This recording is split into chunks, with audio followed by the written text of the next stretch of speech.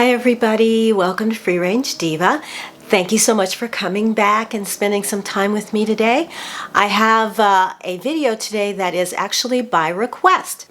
And it seemed like a good time to take on this subject. So today I'm going to be talking to you about what it is I eat on a typical day. I do intermittent fasting and I do the restricted eating plan. So I eat for 8 hours during the day and then I fast for 16 hours overnight and through a good part of the morning. Also, if you have any health issues, intermittent fasting may not work for you. That's something that you want to talk over with your doctor.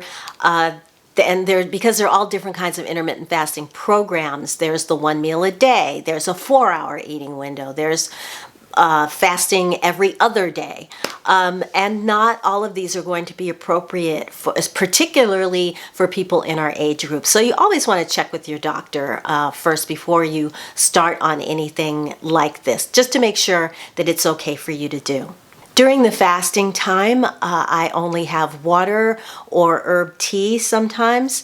And then during the eating time, I choose to eat for optimum nutrition and for satiety. My diet consists of what I consider to be what my great-grandparents ate. So whole foods, sourced locally, in season, with a minimal amount of processed foods. So I call it a traditional diet. To get more specific, it's probably based more on the Mediterranean diet.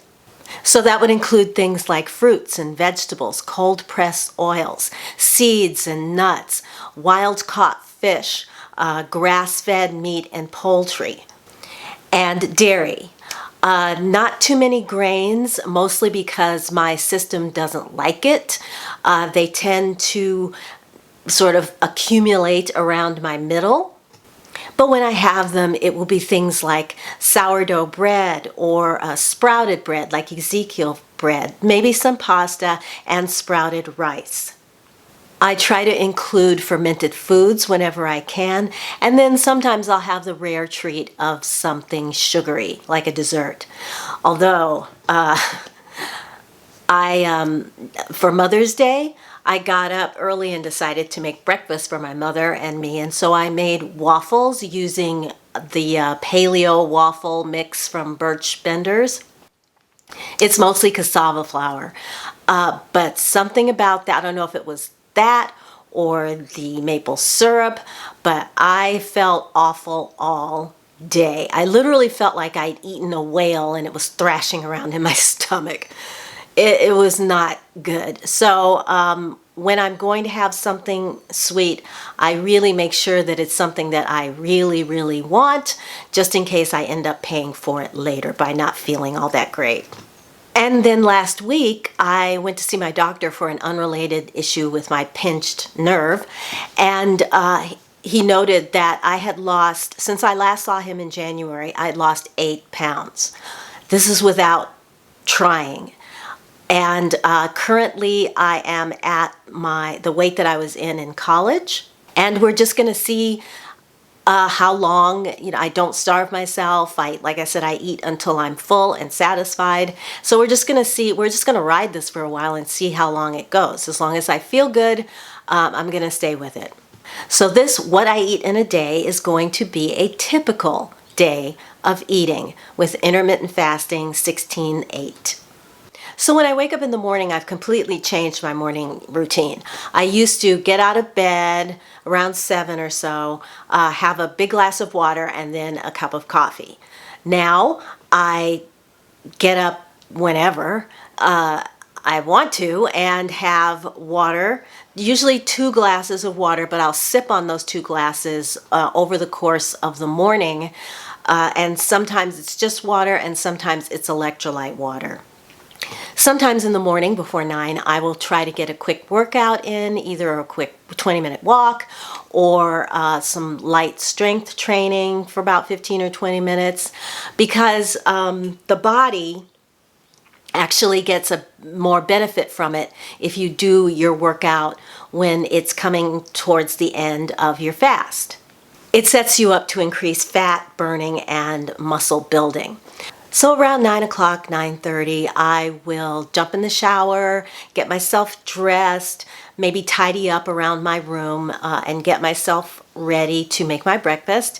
And I usually break my fast around 10, 10:30, something like that. Usually, I also want to note that when at 10 o'clock, I'm not hungry, but it's good to get the day started, so I do eat. And on this morning, I am having a chocolate acai smoothie. For the smoothie, I get pure acai berry with no sugar added.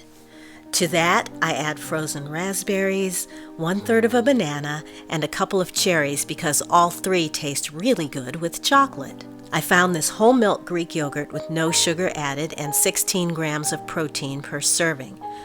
So I'll put about half a cup of this in. It's also good for fermentation and probiotics. This is the Stonyfield brand, but check your labels because protein levels in yogurt vary and are usually much lower. Then I add 2 tablespoons of flax seeds for fiber, omega-3s, and phytoestrogens, a big handful of frozen spinach, a scoop of whey protein at about 10 grams of protein per scoop, about a tablespoon of raw cacao for antioxidants and taste, and a teaspoon of prebiotic fiber for gut health. Finally, I'll add in almond milk, and this one from Califia Farms has no added sugar and minimal ingredients. Then I blend it up into this thick, chocolatey milkshake that's satisfying and filling. A great way to break your fast with high protein and lots of antioxidants and micronutrients. And it tastes so good.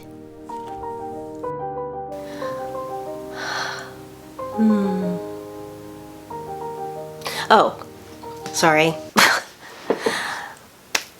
Yeah, I love that smoothie. It's one of my favorites.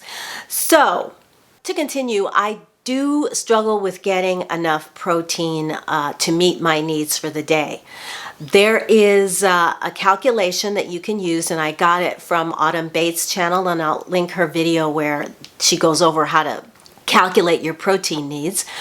But basically, you take your weight, and if your BMI is above 30, then you take your goal weight, and then you come up with a factor that takes into account your age, your activity level, your sex, and then that number will then tell you how many grams of protein you need. I need 74.4 grams. There's also a generic calculation for us over 65 types, wherein you take your weight and multiply it by 0.6, and that will give you your grams for the day. And using that calculation, I come in at 70 grams. So my sweet spot is probably between 70 and 74 grams. And again, that generic calculation doesn't take into account your activity level, which can obviously up your protein if you're really active, your protein needs if you're really active. So lunch is always the most challenging for me. And so on this day, I decided to have eggs for lunch. Now, to get me to my protein requirements, I need 3 eggs, which is a lot for me for the day. So on this day, I decided to have a 2-egg omelet, and then I upped the protein a little bit more with cheese. Rather than the 3 eggs I need to meet my protein requirements at this meal, I whipped up 2 eggs with salt and pepper and a little cream, and I'll add cheese for the extra protein. I'm letting them cook for a few minutes over medium heat before adding some feta. If I have any fresh herbs in the fridge, I'll add those. And I do have some fresh basil, so that's going in.